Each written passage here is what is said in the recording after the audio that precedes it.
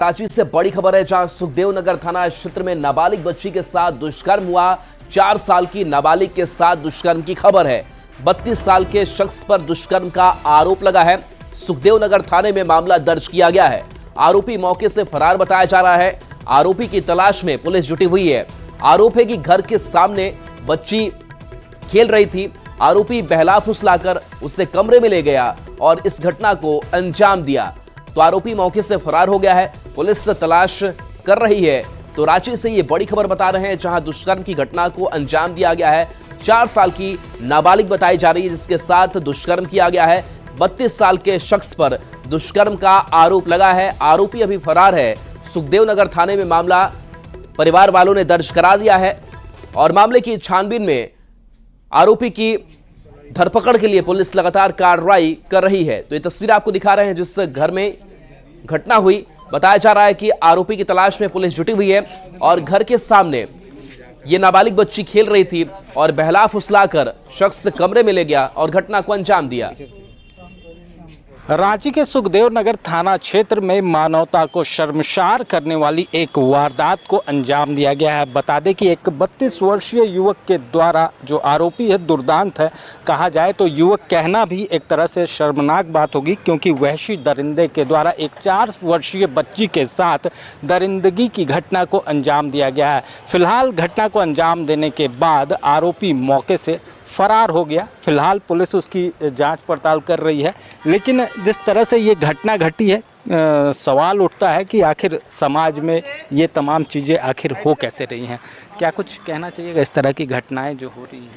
देखिए, सबसे पहले जिस तरह की जो घटना घटी है ये बहुत शर्मनाक घटना है। ऐसे घटनाओं का निंदा जितना भी किया जाए कम है। और मैं साफ तौर से जिला प्रशासन को ये कहना चाहता हूँ कि जो भी इस पर दोषीवार है उसको तुरंत कार्रवाई करते हुए ऐसे लोगों को तो फांसी के तख्ते पर चढ़ा देना चाहिए, ताकि एक समाज में संदेश जाए। जिस तरह से 4 साल की बच्ची के साथ इस तरह घिनौना हरकत जो किया है, इस तरह का हरकत दूसरे और ना कर पाए, इसके लिए एक सबक होनी चाहिए। स्पीडी ट्रायल होना चाहिए। एकदम स्पीड ट्रायल होनी चाहिए। तुरंत इसको सजा होनी चाहिए। और ऐसे व्यक्ति को मैं कहना चाहता हूँ साफ तौर से समाज में भी रहने का कोई जगह नहीं है। तो देख सकते हैं जो लोग हैं वो भी आक्रोशित हैं। साफ तौर से जो जिस तरह से ये घटना घटी है, जो जानकारी है, बच्ची अपने घर के सामने ही खेल रही थी। उसी वक्त जो 32 वर्षीय ये दरिंदा है उसने बच्ची को बहला फुसलाकर अपने कमरे में ले गया और फिर वहाँ इस पूरी वारदात को अंजाम दिया है। फिलहाल परिजनों को जब बच्ची रोती बिलखती हुई मिली तब पूरा मामला उजागर हुआ, जिसके बाद ये मामला पुलिस के पास पहुँचा है। हालांकि आरोपी फरार है। पुलिस फिलहाल आरोपी की तलाश में जुटी है। देखना होगा कि कब तक इस वहशी दरिंदे की गिरफ्तारी संभव हो पाती है। रांची से न्यूज़ 18 के लिए ओम प्रकाश। और ओम प्रकाश हमारे साथ न्यूज़ 18 संवाददाता जुड़े हुए हैं। ओम प्रकाश, आरोपी फरार है, क्या एक्शन हो रहा है पुलिस की तरफ से? बिल्कुल, आरोपी के बारे में तमाम तथ्यों को जुटाया जा रहा है। आरोपी फिलहाल फरार बताया जा रहा है। जो जानकारी है, कुछ अहम सुराग पुलिस को जरूर मिले हैं और जल्द आरोपी की गिरफ्तारी की बात कही जा रही है। बता दें कि आरोपी जो है वो शादीशुदा है और उसके बच्चे भी हैं और उसी के द्वारा इस पूरी वारदात को अंजाम दिया गया है। जो स्थानीय लोग हैं उनका भी साफ तौर से कहना है कि जिस तरह से यह घटना घटी है तो उसमें आरोपी की जल्द गिरफ्तारी होनी चाहिए। स्थानीय लोगों में आक्रोश भी है और प्रशासन से मांग कर रहे हैं कि इस मामले में जो भी कार्रवाई हो वो जल्द से जल्द हो, ताकि तमाम आरोपी जो हैं, जो इस पूरे कांड को अंजाम देने वाला आरोपी है, वो सलाखों के पीछे जाए और उसे सख्त सजा हो। जी चलिए, शुक्रिया ओम प्रकाश इस अपडेट के लिए आपका। और धनबाद से बड़ी खबर, जहां गोविंदपुर थाना क्षेत्र के नर्सिंग होम में हंगामा हो गया। गर्भवती महिला का 2 जनवरी को निजी नर्सिंग होम में ऑपरेशन हुआ था। जुड़वा बच्चे को जन्म दिया था। महिला की स्थिति बिगड़ने पर रांची रिम्स रेफर किया गया था। रिम्स में महिला के मौत के बाद से परिजन शव लेकर पहुंचे और निजी नर्सिंग होम अस्पताल पर गलत ऑपरेशन का आरोप लगाया है।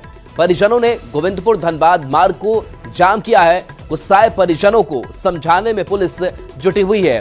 तो बड़ी खबर धनबाद से बता रहे हैं, जहां पर इस मौत के बाद से हंगामा हो रहा है। बता दें कि निजी नर्सिंग होम अस्पताल पर गलत ऑपरेशन का आरोप परिजन लगा रहे हैं। परिजनों ने गोविंदपुर धनबाद मार्ग को जाम किया है, जिसकी तस्वीर आप तक पहुंच रही है। गुस्साए परिजनों को समझाने में भी पुलिस लगी हुई है। तो गर्भवती महिला की मौत हुई और ऐसे में अस्पताल पर गलत ऑपरेशन का आरोप लगाया गया है। अस्पताल प्रबंधन पर लोगों का, परिजनों का गुस्सा है और ऐसे में कार्रवाई की मांग अस्पताल प्रबंधन पर करने की मांग की जा रही है। ये उस नर्सिंग होम की तस्वीर जहां पर लोगों का जुटान हुआ है और लोगों ने फिलहाल रोड को जाम कर रखा है। जब ऑपरेशन करने के बाद उसका जब ब्लड नहीं रुक रहा था तब ये रेफर कर दिया। 4 घंटे के अंदर ये रेफर किया है। पीएमसीएच भेजा, पीएमसीएच में नहीं लिया तो फिर गया अशरफी में बोला कि बाबू यहाँ अगर जितना भी 10-12 लाख रुपए खर्चा कर लेगा लेकिन इसका कोई गारंटी नहीं है। तब जाकर इसको फिर रिम्स भेजा गया और रिम्स में वहाँ जब 10-15 दिन रहा मोटा मोटी, उसके बाद वो कल के डेट में एक्सपायर कर गई। इससे पहले भी गौरतप्पा का एक मुखिया का बेटी भी इंतकाल किया था या डेथ किया था। ये केस आज नया नहीं है, इससे पहले भी 3-4 घटना यहाँ इस हॉस्पिटल में हो चुका है। इलाज सही नहीं करता है, खाली इसको पैसा चाहिए, सिर्फ पैसा चाहिए, गरीब को लूटने का धंधा बनाया है। और संजय गुप्ता हमारे साथ न्यूज 18 संवाददाता जुड़े हुए हैं। संजय, अस्पताल प्रबंधन पर लापरवाही का आरोप लग रहा है, अभी कैसे हालात वहां पर? फिलहाल तो जो सड़क की जाम की स्थिति वो बनी हुई है। जो परिजन है, जो गुस्साए परिजन है, उनका कहना है कि अस्पताल के द्वारा जो है तो गलत ऑपरेशन किया गया था, क्योंकि महिला का जो ऑपरेशन है वो 2 जनवरी को हुआ था। उसके बाद उसकी स्थिति बिगड़ी तो नजदीक के धनबाद निजी अस्पताल ले जाया गया और उसके बाद जब वहां पर बहुत ही खर्च की बात आई तो फिर रांची रिम्स ले गए थे और उसके बाद जो है तो महिला की मौत हो गई। शव को लेकर परिजन अस्पताल पहुंचे और उसके बाद हंगामा कर रहे हैं और उनका कहना है कि इस मामले में डॉक्टर के द्वारा लापरवाही बरती गई है, ऑपरेशन गलत किया गया जिसके कारण उनकी मौत हुई है और यही कारण है कि जो अस्पताल प्रबंधन है उस पर कार्रवाई और साथ ही साथ अस्पताल प्रबंधन का जो लाइसेंस है उसको भी निरस्त किया गया, क्योंकि इससे पहले भी कई मरीजों की इस तरह की घटनाएं हो चुकी है और बार बार अस्पताल प्रबंधन के द्वारा इस तरह की लापरवाही की जा रही है जो मरीजों के लिए खास करके उनके जीवन के साथ खतरा हो रहा है। जी चलिए, शुक्रिया संजय इस अपडेट के लिए आपका। और गिरिडीह से बड़ी खबर, जहां जमीन विवाद को लेकर के 2 पक्षों में मारपीट हो गई। एक पक्ष ने दूसरे पक्ष के घर में आग लगा दी, जान बचाकर के घर से किसी तरीके से लोग भागे हैं। एक शख्स जख्मी भी हुआ है, अस्पताल में इलाज जारी है। पीड़ित परिवार ने न्याय की गुहार लगाई है। बिरने थाना क्षेत्र की यह घटना सामने आई है। तो गिरिडीह से यह बड़ी खबर, जहां एक पक्ष ने दूसरे पक्ष के घर में आग लगा दी। बताया जा रहा है कि जमीन विवाद से जुड़ा हुआ है पूरा मामला और देखिए किस तरीके से तनाव का माहौल यहां पर दिखाई दे रहा है। काफी संख्या में लोगों की मौजूदगी है और एक पक्ष ने दूसरे पक्ष के घर में आग लगा दी और जान बचाकर किसी तरीके से यहां पर लोग भागे हैं। तो ये तस्वीर देखिए कैसे एक पक्ष ने दूसरे पक्ष के घर में आग लगा दी है। देखिए अब हम लोग कैसे, अब हम यहाँ पे रहे, हम लोग कैसे यहाँ पे रहे सर, आप ही लोग। और ये अजरुद्दीन अंसारी और ये अनवर अंसारी, ये सब आग लगा के मेरा घर में सर सब भाग गया सर। 4 बजे भोर आग लगा के। तो ये तस्वीर देखिए और इस तस्वीर को देखकर आप अंदाजा लगा सकते हैं कि किस बेरहमी के साथ इस घर के लोगों को परेशान किया गया है। इस घर में आग लगा दी गई है और लोग किसी तरीके से यहां से अपना जान बचा करके भागे हैं, निकले हैं, नहीं तो लोगों की जान भी जा सकती थी। तो ये तस्वीर है जहां जमीन विवाद से जुड़ा हुआ यह पूरा मामला सामने आया है, जहां काफी संख्या में पक्ष के लोग घर पर पहुंच गए, घर में आग लगा दी। लोगों के साथ बताया जा रहा है कि मारपीट की भी कोशिश की गई और इस मारपीट के बाद से लोग किसी तरीके से वहां पर जान बचा करके भागे हैं। भाग रहा है सर। देखिए झारखंड में कैग रिपोर्ट पर सियासी घमासान मचा है। जांच कराकर दोषी पर कार्रवाई की अब मांग उठ गई है। स्वास्थ्य मंत्री इरफान अंसारी ने कैग रिपोर्ट को बेबुनियाद बताया है और कहा कि कैग रिपोर्ट में दम नहीं है, जांच के बाद सारी सच्चाई सामने आ जाएगी। बीजेपी पर भी इरफान अंसारी हमलावर हैं और इरफान अंसारी कह रहे हैं कि वर्तमान में भले ही मेरे विभाग हो पर यह मामला बीजेपी के समय से चल रहा है। तो देखिए कैग रिपोर्ट पर घमासान मचा हुआ है और लगातार इस कैग रिपोर्ट पर बीजेपी नेताओं के भी बयान सामने आ रहे हैं। इसके साथ साथ इरफान अंसारी का भी बयान सामने आया है और रिपोर्ट को बेबुनियाद बताया है। कहा है कि कैग रिपोर्ट में दम नहीं है, जांच के बाद सारी सच्चाई सामने आ जाएगी।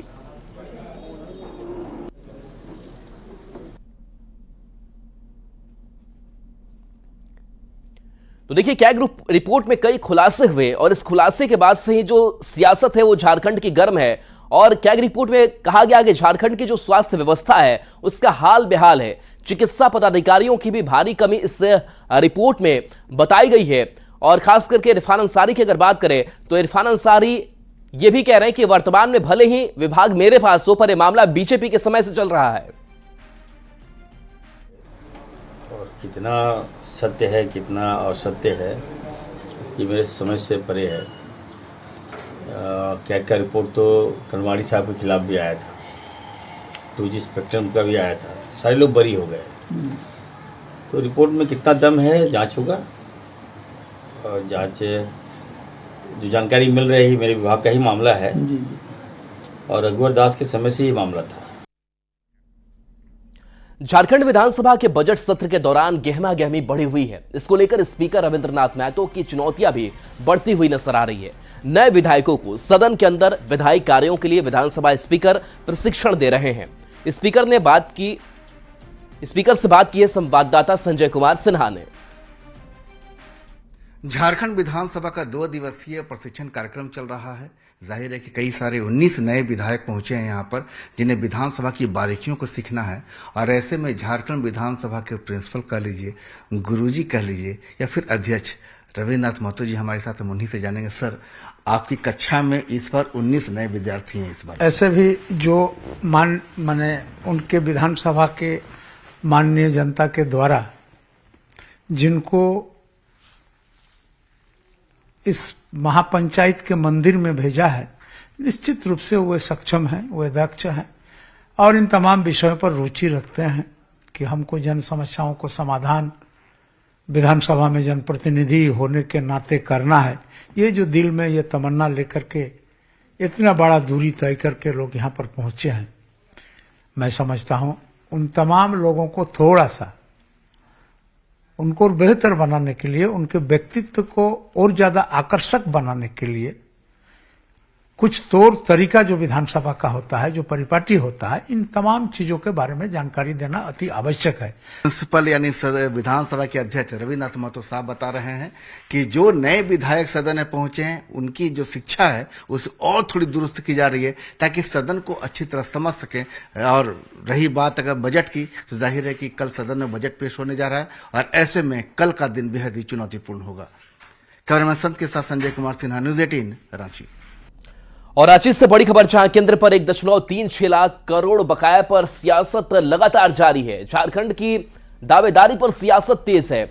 माइनिंग में जुटी कोल कंपनियों के पास बकाये के आकलन को लेकर एक कमेटी का गठन किया गया। जेएमएम ने कहा केंद्र को हर हाल में राज्य का 1,36,000 करोड़ रुपए लौटाना होगा। बीजेपी ने पलटवार करते हुए राज्य सरकार की मांग को खारिज कर दिया। सरकार के संकल्पित है, प्रतिबद्ध है, वो हमारा पैसा है, बकाया है काफी दिनों से, वो पैसे हमें चाहिए। और उसके लिए जो भी कवायद, जो भी प्रयास किया जा रहा है राज्य सरकार की तरफ से, और मुझे लगता है सफलता मिलेगी। हम वो पैसे झारखंड के वापस लाएंगे। उसके लिए ही आज एक कमेटी की घोषणा कल आज समाचार पत्रों में आई है। संयुक्त कमेटी बनेगी, उसमें जिले के उपायुक्त, जिस क्षेत्र में वो खनन क्षेत्र पड़ता है, जिस जिले में, वहाँ के उपायुक्त और साथ ही उस क्षेत्र में कोल कंपनी के महाप्रबंधक और भी अन्य लोगों को उस कमेटी में रखा जाएगा। तो ज्वाइंट कमेटी पूरी तरह से आकलन करके अपना रिपोर्ट देगी और मुझे लगता है वो बाध्यकारी हो जाएगा केंद्र सरकार के लिए कि वो पैसे वो इस राज्य को दे। 1,36,000 करोड़ का जो दावेदारी है ये पूरी तरह से सही नहीं है। और कमेटी अगर बनती है और उस पर कुछ आता है विषय, तो मैं समझता हूँ वो एक तथ्यात्मक चीज होगी, सही तरीके से आकलन होगा और फिर भारत सरकार तो जो अगले वर्ष से सभी राज्यों को देना है वो देगा। बोकारो में जेएमएम का सदस्यता अभियान चलाया गया। 1 लाख लोग पार्टी के सदस्य बन चुके हैं, जिसमें दूसरे दल से आए लोग और काम करने वाले मजदूर शामिल हैं। नेताओं का कहना है कि आने वाले 2029 तक राज्य में विपक्ष का नाम लेने वाला कोई नहीं होगा। सचिव को मनोबल को जो बढ़ाने का काम किया, इसलिए हमारे 50 लाख पूरे राज्य में बनाना है और उससे अधिक से अधिक हो सकता है। महाअधिवेशन होते होते 75 लाख भी पार हो सकता है। क्या लगता है बोकारो जिले में कोई दूसरा पार्टी का सदस्य नहीं रहेगा? आने वाला कल में आपको 2029 होते होते आपको देखने को मिलेगा। आने वाला कल में जो 81 विधानसभा जो हमारे इस राज्य में है, आपको कहीं विपक्ष जो है ना आपको देखने को नहीं मिलेगा। ये 40 दिन आप देखे होंगे कि लगातार सारे एक एक कार्यकर्ता, एक एक संयोजक मंडली के सदस्य और जितने हमारे ग्रास रूट के हमारे कार्यकर्ता हैं, वो सारे लोग लगकर और जो सदस्यता अभियान है युद्ध स्तर पर चलाने का काम किया है। देखिए, बोकारो इस बार ऐतिहासिक उपलब्धि पार्टी को मिला है। जिस तरह से शहरी क्षेत्र में हम कमज़ोर थे, उसी तरह आज हमें तो लग रहा है कि पूरा हम मजबूत हैं। सब पार्टी से मजबूत झारखंड मुक्ति मोर्चा है। और तेलंगाना सुरंग हादसे से जुड़ी खबर है, जहां टनल में फंसे मजदूरों के रेस्क्यू ऑपरेशन लगातार जारी है। हादसे में 9वें दिन भी रेस्क्यू ऑपरेशन चल रहा है। 4 मजदूरों का लोकेशन भी पता चल चुका है। ऑक्सीजन की कमी और मलबा ये बड़ी चुनौती बनी हुई है। 22 फरवरी से टनल में 8 मजदूर फंसे हुए हैं और टनल में गुमला के भी 4 मजदूर फंसे हैं। तो देखिए, 4 मजदूर जिनके लोकेशन के बारे में पता चला है, लेकिन ऑक्सीजन की कमी हो रही है, मलबा काफी ज्यादा है और ऐसे में रेस्क्यू ऑपरेशन चलाना भी ये काफी बड़ी चुनौती बनी हुई है। हालांकि कुछ तस्वीर भी सामने आई है, कुछ मजदूर कैमरे में कैद भी हुए हैं और जो खास करके 4 मजदूर हैं उनके लोकेशन भी पता चले हैं। गुमला की अगर बात करें तो यहाँ के 4 मजदूर टनल में फंसे हुए हैं और जिस वजह से लोगों की चिंताएं भी, उनके परिवार वालों की चिंताएं भी बढ़ी हुई है। और गुमला से बड़ी खबर, जहां तेलंगाना से वापस घर लौटे 40 मजदूर भूखे प्यासे पहुंचे अपने गांव और कहा न मजदूरी मिल रही न कोई मदद, छिपकर भागे नहीं तो आने भी अधिकारी नहीं दे रहे थे। निर्माणाधीन श्री शैलम सुरंग का एक हिस्सा पिछले शनिवार को ढह जाने के बाद 8 मजदूर अंदर फंस गए, जिनमें गुमला के 4 मजदूर शामिल हैं। जब आवाज देलक न, हमरे मन डरे नहीं गेली, पीछे घुस गेली और पानी इतना भारी पधरलक और इतना गिरत है कि उन्हें आवाज भी देलक, लेकिन हमरे पीछे हिने घुरली और हिने भागते है कि पूरा और फिर आवाज देलक, लेकिन डर से हमरे भागते 14 किलोमीटर। तो सब दिन उन्हें दौड़ते आए, दौड़त आवत है घरी भी सब भाई क्या आवत है घरी, मैं भी पीछे रहा वह जो रहा मोह भी भागत हो। क्या बात हल के अब वहाँ से भाई के सब दौड़ के अब 14 किलोमीटर दौड़ के भागा थी सब भाई से तो फिर चढ़ गई पंप में चढ़ के फिर अब ब्लेड में और चढ़ गई, ब्लेड में चढ़ा थी घर पंप में चढ़ा थी और पानी कहा था कि और बीच में है तो पंप चलाते रहे, मुझे पानी पी ली, पानी पी के देकर और दौड़ली फिर तो वहाँ चढ़ के हैं फिर और निकल। जामताड़ा में स्वास्थ्य मंत्री इरफान अंसारी ने करीब 5 करोड़ की लागत से बनने वाले नए साइबर क्राइम थाने की आधारशिला रखी। मंत्री इरफान अंसारी ने कहा कि Jharkhand police housing corporation limited की ओर से साइबर थाना भवन का निर्माण कराया जाएगा। अत्याधुनिक सुविधा मिलने के बाद हमारे पुलिसकर्मी और बेहतर काम करेंगे ताकि साइबर अपराधियों में भी खौफ हो। में 90% जो है साइबर मुक्त हो गया है। लगातार हम लोग मॉनिटरिंग कर रहे हैं, एसपी साहब है, पूरी टीम है हमारे। हम लोगों ने साइबर में कंट्रोल पाया है, लेकिन फिर भी यहाँ पे साइबर थाना नहीं था। पुराना भवन में हम लोग चला रहे थे। लोगों का मांग था कि यहाँ पे साइबर थाना हो। इसको देखते हुए मैंने राशि दिया है और आज ये मुझे खुशी हो रही है कि जामताड़ा में अपना साइबर थाना होगा। मंत्री जी के द्वारा किया गया, डॉक्टर इरफान अंसारी साहब के द्वारा, जो कि लगातार उनका हमें मार्गदर्शन भी मिलता रहा है कि कैसे साइबर अपराध यहाँ पे कम किया जाए, जिस पे हम लोग कड़ी कार्रवाई करते हुए पुलिस विभाग की टीम इस साल हमने बढ़िया कार्रवाई करते अब तक रिकॉर्ड लोगों को जेल भेजा जो साइबर अपराध में लिप्त थे। और हमेशा ये मंत्री जी के द्वारा हमसे पूछताछ किया जाता है कि कैसे कर रहे हैं, क्या कर रहे हैं, तो इनका मार्गदर्शन बहुत ही अहम रहता है। इसी कड़ी में आज ये शिलान्यास कराया गया है। लंबे समय से ये अटका हुआ था, इन्हीं की पहल है कि ये आगे बढ़ा है। आज शिलान्यास हुआ, आगे भी हम लोग इसमें बढ़िया काम करेंगे। और चाईबासा से बड़ी खबर, जहां आपूर्ति विभाग की बड़ी कार्रवाई सामने आई है। लंबे समय से 107 पीडीएस दुकानदारों को नोटिस जारी किया गया है। आपूर्ति पदाधिकारी सुनीला खलखो ने नोटिस जारी किया है। दुकानदारों से स्पष्टीकरण मांगा गया है। बता दें कि बंद पड़े जन प्रणाली वितरण दुकानों से ग्रामीणों की परेशानी बढ़ रही है। समय पर राशन का उठाव और वितरण नहीं हो पा रहा है। स्पष्टीकरण आने के बाद आगे कार्रवाई की जाएगी और लाइसेंस रद्द करने की भी बात कही जा रही है। तो देखिए, स्पष्टीकरण जब आ जाएगा उसके बाद से कानूनी कार्रवाई की जाएगी और माना यह जा रहा है कि लाइसेंस रद्द के साथ साथ बाकी जो कानूनी कार्रवाई है इस स्पष्टीकरण के बाद से होगा। तो 107 पीडीएस दुकानदार जिनको नोटिस जारी किया गया है, बंद पड़े जन प्रणाली वितरण दुकानों से ग्रामीणों को परेशानी हो रही थी और इसी मामले में उनसे स्पष्टीकरण की मांग की गई है।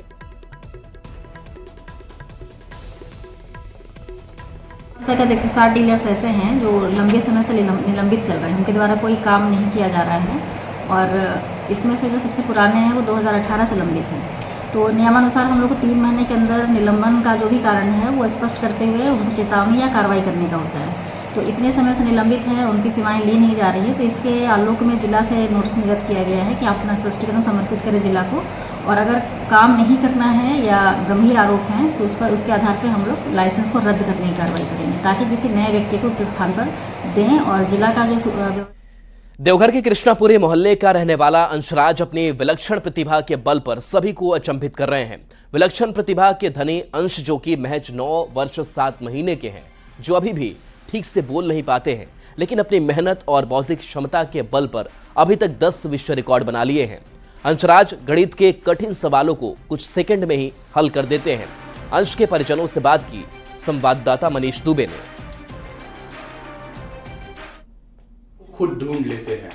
उम्र 9 साल और कई वर्ल्ड रिकॉर्ड। इस वक्त हम मौजूद हैं देवघर में और देवघर के बेटे अंश, आप देख सकते हैं कि इनके पास कई वर्ल्ड रिकॉर्ड आज के समय में मौजूद है। एक ऐसा बच्चा जो सामान्य बच्चों से भिन्न है, बोल तक नहीं पाता है, अपनी चीजों को दूसरों तक समझा नहीं पाता है, लेकिन गणित में कई ऐसे रिकॉर्ड हैं और जितने भी रिकॉर्ड हैं सभी रिकॉर्ड अलग अलग क्षेत्रों में है, मैथ्स में ही है, लेकिन सारे चीज अलग अलग है। इसे कह सकते हैं कि गणित से बहुत ही ज्यादा प्यार, और गणित से नहीं कई चीजों से इसको प्यार होता है, लेकिन हम जब इसका झुकाव देखते हैं तो मैथ्स की ओर जो है वो बहुत ही ज़्यादा होता है। और आश्चर्यजनक रूप से ये बच्चा जो कि सामान्य बच्चों के साथ जो कि खेलता नहीं है, लेकिन फिर भी जब आप इसके गणित के झुकाव को देखेंगे और इसके वर्ल्ड रिकॉर्ड को देखेंगे तो आप दांतों तले उंगली दबा लेंगे।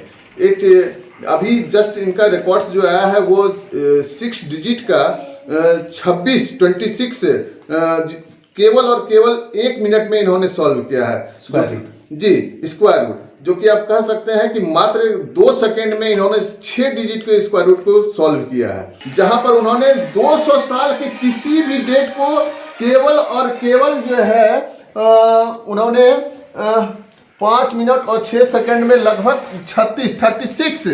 36 उन्होंने डेट्स को निकाल दिया था, जो कि काफ़ी आश्चर्यजनक है। आप किसी भी डेट्स को 1901 से लेके लगभग 2099 तक का इसे डेट दिया गया था और इसमें 36 थे और इन्होंने 36 को केवल 5 मिनट में निकाला। बहुत गर्व होता है। पहले तो हम लोग को लगता था कैसे इसकी लाइफ होगी, कैसे आगे बढ़ेगा, लेकिन इसने अपने आप ही अपना रास्ता खुद तय कर लिया और अब हम लोग को बहुत गर्व होता है और वही कोशिश करते हैं कि और नाम रोशन करे, आगे बढ़े। जाहिर सी बात है कि ये देवघर ही नहीं पूरे झारखंड और पूरे देश के लिए एक गर्व की बात है। अंश देवघर का बेटा आज पूरे देश में वर्ल्ड रिकॉर्ड बनाकर अपना परचम लहरा रहा है। मनीष दुबे, न्यूज़ 18 देवघर। और चलिए न्यूज़ 18 बिहार झारखंड पर खबरें आपके लिए लगातार